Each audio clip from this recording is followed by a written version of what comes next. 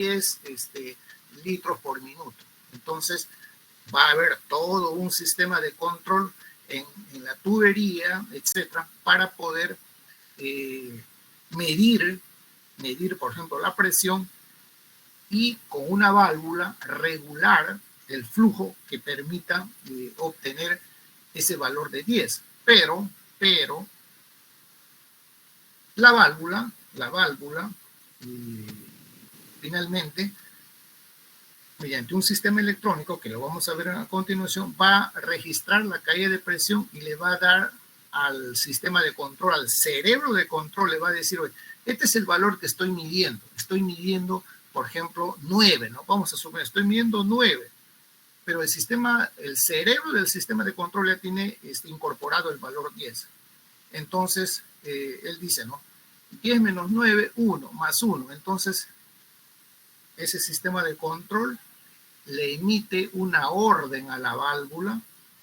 Como no es 10, es 9, le va a decir, tienes que abrir un poco más la válvula para dejar pasar más flujo. Entonces, todo ese sistema, que ya es electrónico, entonces la válvula va a entender, oye, debo de abrir un poquito más, ¿no? La válvula va a abrir un poco más para alcanzar el valor de 10. Pero la válvula también puede decir, ¿sabes qué? Estoy diciendo para poder entenderlo mejor, ¿no? La válvula dice, ¿sabes qué? Estoy registrando el valor de 11, no es 10. Entonces, en el sistema de control, en el cerebro de control, él ya tiene identificado 10 y dice 10 menos 11 menos 1, ¿no? Entonces, le va a decir a la válvula, ¿sabes qué? Tienes que cerrar, ¿no? Tienes que cerrar un cierto nivel para regular al valor de 10.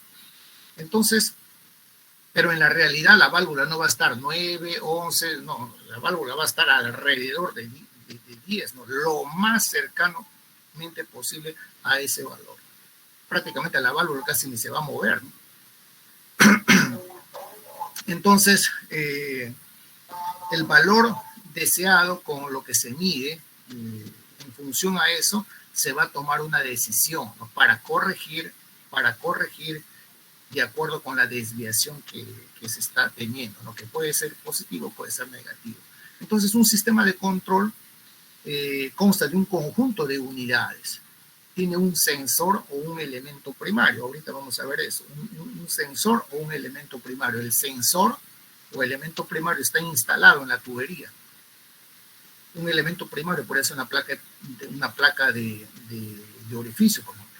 Podría ser un sensor de temperatura que está instalado dentro de la tubería y está en contacto con el vapor. Entonces, no es que es un termómetro que está dentro de la tubería, ¿no? Entonces va a tener un transmisor que también se llama elemento secundario. Este transmisor va a entender lo que el sensor está registrando, que va a ser, no es una temperatura, sino más bien es una dilatación. Entonces, esa dilatación, el transmisor lo entiende y lo convierte en una señal para que el cerebro de control pueda entenderlo. Entonces, esa señal que va a emitir el transmisor, el controlador, el cerebro del sistema de control, lo entiende y lo va a comparar con el valor que ya está registrado en él. Entonces, hecha la comparación, el cerebro de control va a mandar una orden a un elemento final de control. Un elemento final de control puede ser una válvula, ¿no? Válvula, se llenó el tanque al nivel deseado, cierra, la válvula se cierra automáticamente. Pero la válvula por sí sola no es suficiente, ¿no? Seguramente hay una bomba que está funcionando para que pueda lanzar al fluido, entonces la bomba también se debe apagar, ¿no? Etcétera. Entonces, el conjunto de unidades que recibe el nombre de lazo de control puede ser un sistema abierto o cerrado. Un sistema abierto, por ejemplo, calentamiento de agua, ¿no? En un tanque mediante una resistencia eléctrica. Lazo de control cerrado, regulación de la temperatura, por ejemplo, un intercambiador de calor, ¿no? O sea, en ambos hay una situación distinta, ¿no? En un lazo de control cerrado, nosotros especificamos, ¿no?, a dónde queremos alcanzar o a dónde queremos llegar en cuanto a la temperatura. No es que, digamos, se dispara sin control. Aquí tenemos, por ejemplo, un sistema de control para un intercambiador de calor, ¿no? Y aquí se pueden ver los instrumentos, ¿no?, que van a estar colocados en un sistema. Por ejemplo, aquí tenemos un sensor, tenemos un intercambiador de calor que está recibiendo un flujo de vapor. Entonces aquí tenemos un líquido que ingresa, un flujo determinado, y este flujo, que ya también es constante, con el flujo de vapor va a ganar un contenido de energía y va a salir a una temperatura. Entonces nosotros queremos controlar esa temperatura, porque probablemente este líquido caliente o esta solución caliente va a ir, no sé, a un reactor o a otra etapa del proceso con esa temperatura. Entonces, a la salida tenemos, en la tubería está instalado un sensor, elemento primario, ¿no? Aquí va seguramente una termocupla, ¿no? Entonces esa termocupla está instalada con un transmisor de temperatura, así se llama, transmisor de temperatura. No porque aquí esté midiendo cuánto vale la temperatura, sino porque aquí está midiendo una dilatación, ¿no?, que se traduce en un voltaje. Bueno, y es todo un mecanismo electrónico, ¿no?, que entonces en esa dilatación se transmite un voltaje, ese voltaje se transmite un valor de temperatura.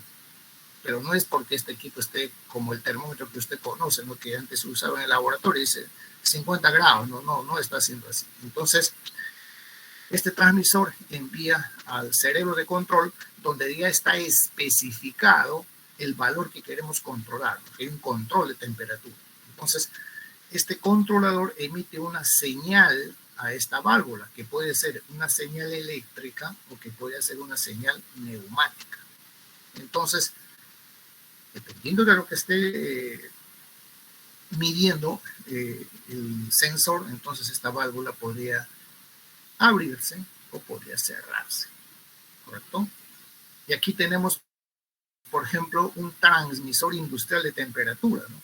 En el transmisor nosotros, bueno, en el equipo vamos a poder ver la temperatura, pero no es porque aquí haya un termómetro, ¿no?, sino es un equipo electrónico, un dispositivo que convierte una dilatación en voltaje. El voltaje se convierte en temperatura y podemos estar mirando, viendo qué valores. Entonces, aquí hay toda una instalación hacia la tubería y aquí hay toda una instalación que va hacia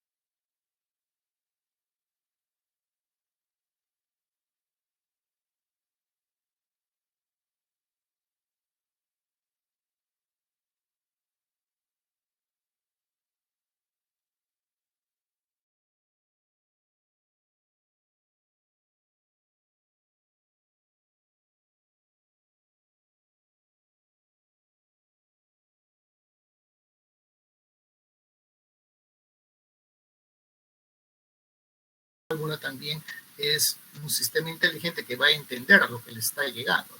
La acción, como resultado de esa decisión, entonces se debe efectuar una acción, ¿no? Y esa acción es lo que recibe, por ejemplo, lo que llamamos el elemento final de control. Ese elemento final de control, por ejemplo, podría ser una válvula, por ejemplo, podría ser una bomba, por ejemplo, ¿no? Entonces, un sistema de control tiene una medición, una decisión y una acción para controlar lo que queremos mantener dentro de un valor deseado en algún proceso industrial. Y aquí se puede ver, por ejemplo, fíjense ustedes acá, tenemos el elemento primario, un transmisor de temperatura, un controlador indicador de temperatura. Miren, aquí está enviando una señal eléctrica, y aquí hay un convertidor de señal eléctrica a señal de presión, señal neumática, ¿no? Entonces esta válvula inteligente va a recibir una señal neumática, una señal de aire con una presión determinada que le va a permitir tomar una decisión. Bueno, aquí tenemos una válvula, distintos instrumentos que podrían estar, dependiendo de las variables que se están controlando, ser instalados en las líneas de tubería, ¿no?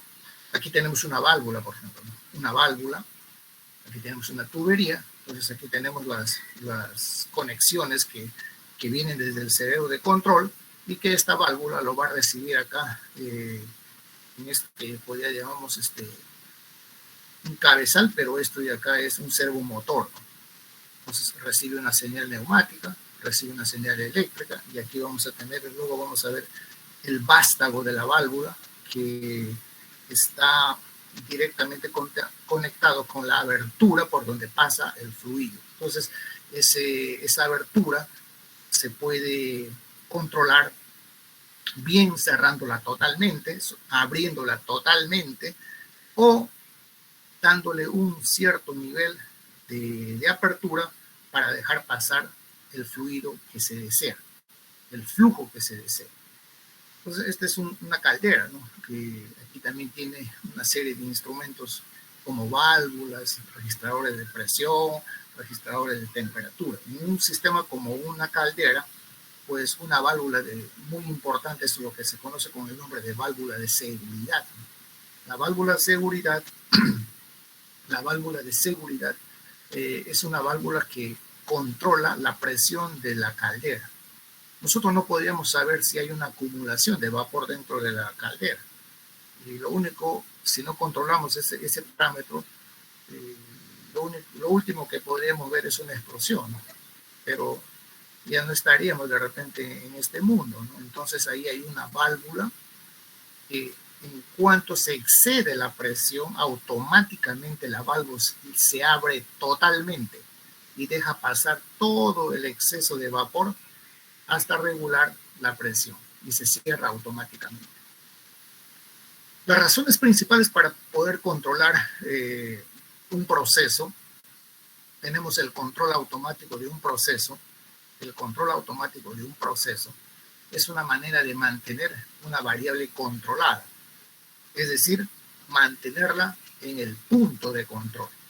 Mira, mantenerla en el punto de control. Si decimos 50 grados Celsius, mantener ese valor en ese punto, ¿no? Ese es el reto, ¿no? El reto no es 49, 51, no, que esté 49.999 por algo así, ¿no? Ese es el reto, ¿no? Porque si está fluctuando, entonces podría ser que un producto pues tenga, digamos, una característica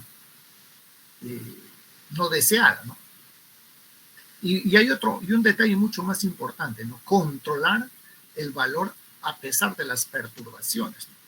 Las perturbaciones pueden ser vibraciones que pueden hacer que el valor cambie. Entonces el sistema de control debe tener esa capacidad de responder si es que algo está de repente vibrando, corregir esos detalles, ¿no? Razones por las cuales es necesario controlar un proceso, hacer un control automático: lo principal, ¿no? Evitar lesiones al personal, ¿no? La vida es lo más importante, ¿no? La seguridad siempre es lo más importante. Luego, mantener la calidad del producto, que podría ser composición, pureza, color, olor, sabor, etc., ¿no? Mantener una tasa de producción en una planta a un costo mínimo, ¿no? Entonces, el éxito de estos sistemas de control automático, control de proceso, requiere una serie de conocimientos, ¿no? Como por ejemplo saber lo que es mecánica de fluidos, transferencia de calor, el principio de termodinámica, reacciones químicas, una reacción de primero o segundo orden, ¿no? Entonces, ¿cómo se resuelven esas ecuaciones? ¿Cómo resulta siendo la concentración en términos del tiempo, etcétera, ¿no? Para poder hacer ese control del proceso. Entonces, fíjense ustedes, acá tenemos un diagrama de flujo de un proceso de producción de benceno. Aquí tenemos el tolueno, el hidrógeno, estos ingresan a un reactor, hay un nivel de conversión, no es al 100%, entonces tenemos hidrógeno, pero la reacción genera el benceno y genera un gas, metano. Entonces, aquí en esta tubería, en esta parte, vamos a tener dos líquidos, tolueno y el producto, benceno, pero vamos a tener dos gases, ¿no? Hidrógeno y metano. Entonces, inmediatamente va a pasar a un separador donde los gases hidrógeno, metano van a ser separados y los líquidos, esa mezcla de líquido tolueno, benceno, van a ser puestos en una columna de destilación. Como el benceno tiene una temperatura de ebullición más baja que el tolueno, entonces vamos a tener benceno como vapor, digamos, como producto principal de tope, y en la parte inferior vamos a tener tolueno como producto mayoritario, pero con algo de benceno. Lo mismo vamos a tener acá, benceno con algo de vapor de tolueno. Entonces, si se quiere purificar este benceno, habrá que pasarlo esto a fase, acá usar un intercambiador de calor para pasar la fase vapor a fase líquida y bueno, continuar con una destilación para poder seguir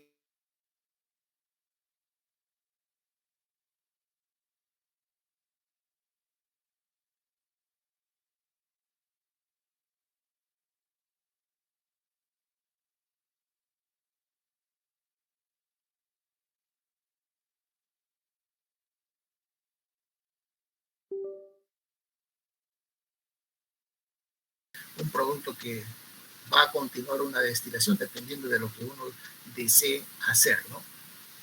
Entonces, otros tipos de equipos, podríamos tener distintos tipos de intercambiadores de calor, ¿no?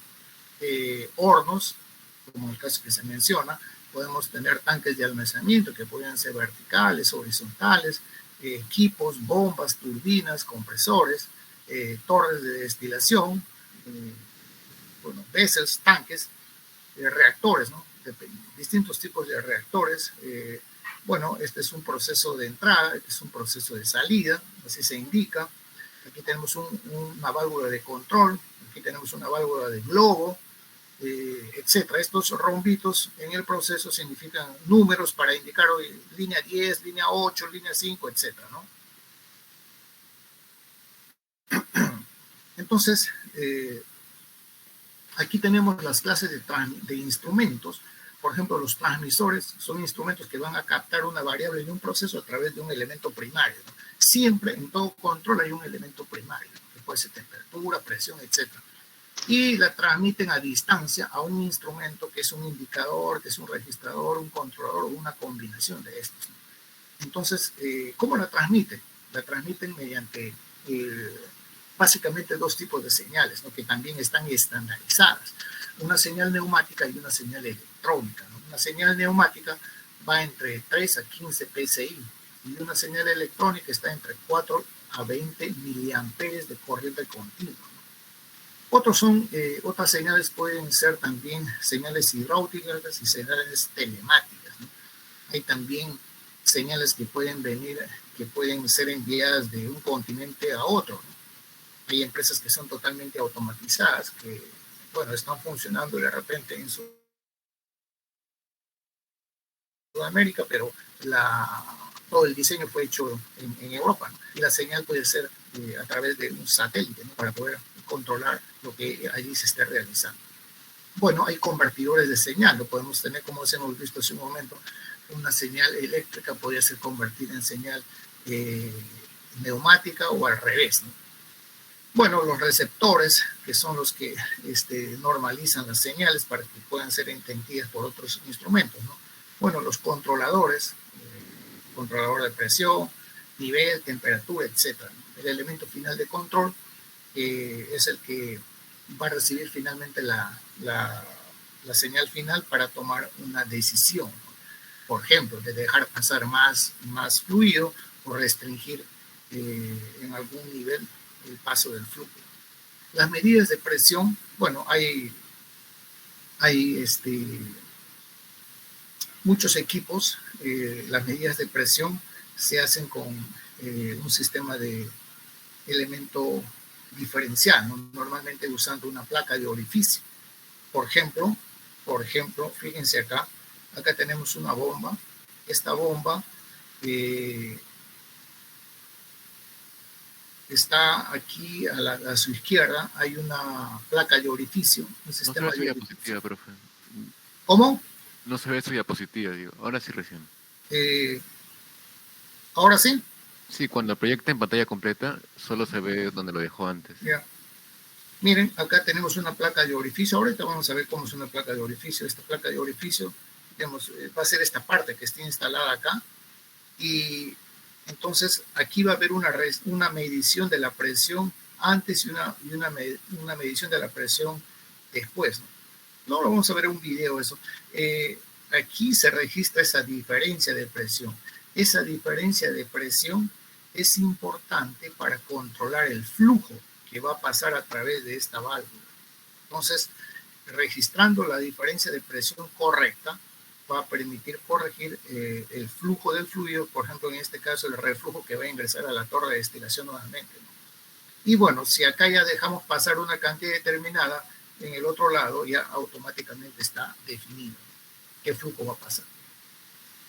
Bueno, las mediciones de presión, pues lo podemos hacer usando placas de orificio, toberas, tubos Venturi, tubos Pitot, etcétera, con rotámetros que son de área variable, ¿no? El primero y el segundo, lo que se utiliza muchísimo a nivel de industria, ¿no? Por la facilidad.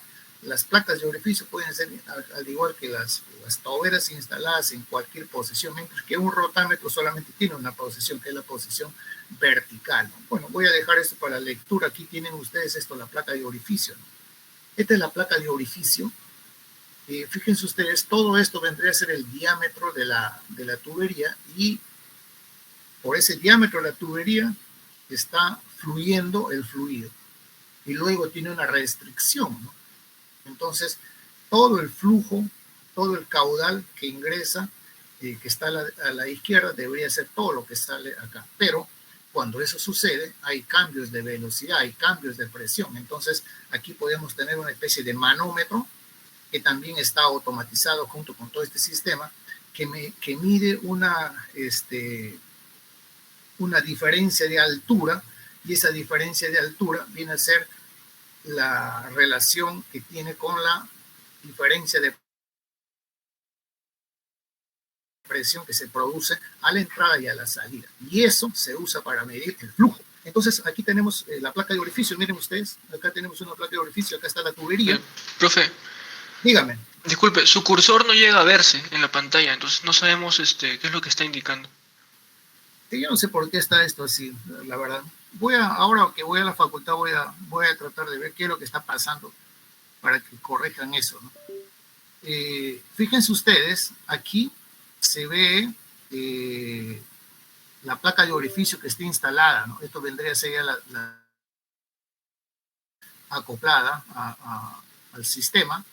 Y miren, aquí se nota que hay una diferencia de altura, porque acá hay una diferencia de presión. Aquí la presión es mayor que a la salida. Entonces, esta diferencia de altura nos permite controlar el flujo. ¿Por qué? Porque esta diferencia de altura está relacionada con esta diferencia de presión a la entrada y a la salida. Y el sistema ya completo, acoplado, es esto, ¿no? El elemento primario sería esta placa de orificio.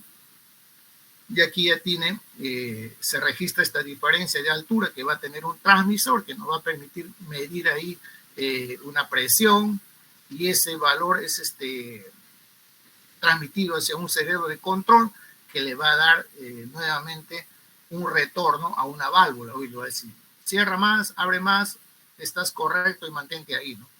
Eso. Entonces aquí ya tenemos el sistema completo instalado, ¿no? Hay un elemento primario, luego tenemos un registrador y luego el transmisor, ¿no? Hacia el cerebro de control.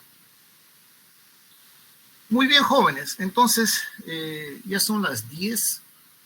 Ya son las 10. Vamos a tener que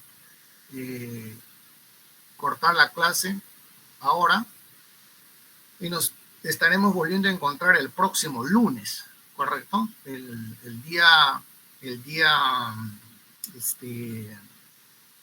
jueves es feriado,